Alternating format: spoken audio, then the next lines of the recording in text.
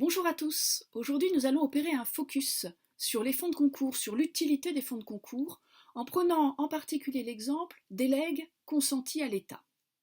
Les fonds de concours sont définis par l'article 17 de la loi organique relative aux lois de finances du 1er août 2001. Ils se présentent comme une procédure particulière permettant d'assurer une affectation au sein du budget général, en l'occurrence de l'État. Les fonds de concours sont constitués soit par des fonds à caractère non fiscal versés par des personnes morales ou physiques pour concourir à des dépenses d'intérêt public, soit par le produit de legs et donations attribuées à l'État. L'emploi de ces fonds doit être conforme à l'intention exprimée par la partie versante. Là réside la caractéristique principale du fonds de concours, l'intention et surtout le respect de l'intention de la partie versante. Un leg opéré au profit d'une personne morale de droit public, en l'absence d'intention exprimée par le défunt, ne sera pas considéré comme un fonds de concours, mais sera considéré comme une recette non fiscale. Pour illustrer le propos, nous allons prendre l'exemple de la construction du phare d'Eckmühl. Le 7 octobre 1892, mourait dans son hôtel parisien Adélaïde Louise Davout, marquise de Bloqueville.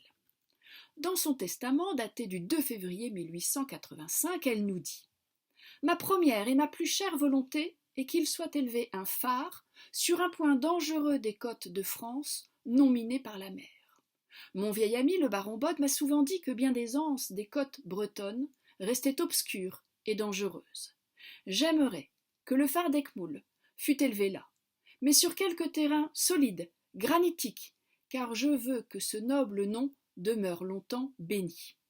Les larmes versées par la fatalité des guerres que je redoute et déteste plus que jamais seront ainsi rachetées par les vies sauvées de la tempête.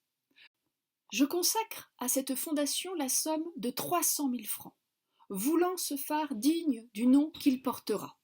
Sur une plaque de marbre, incrustée dans une muraille, on inscrira les paroles suivantes. Ce phare a été élevé à la mémoire du maréchal prince d'Eckmühl, par la piété familiale de Napoléon Louis Davout, duc d'Auerstede, prince d'Eckmühl, mon fils unique, mort sans enfant, et par sa fille, Adélaïde Louise Davout, marquise de Bloqueville, également morte sans enfant.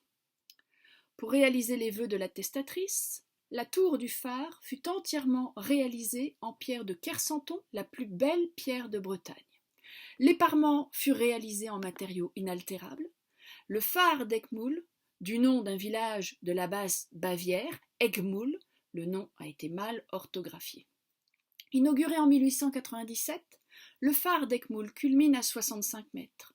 Il comprend 307 marches et a une portée lumineuse de 50 km. Voilà pour cette illustration, je vous donne rendez-vous dans un prochain focus.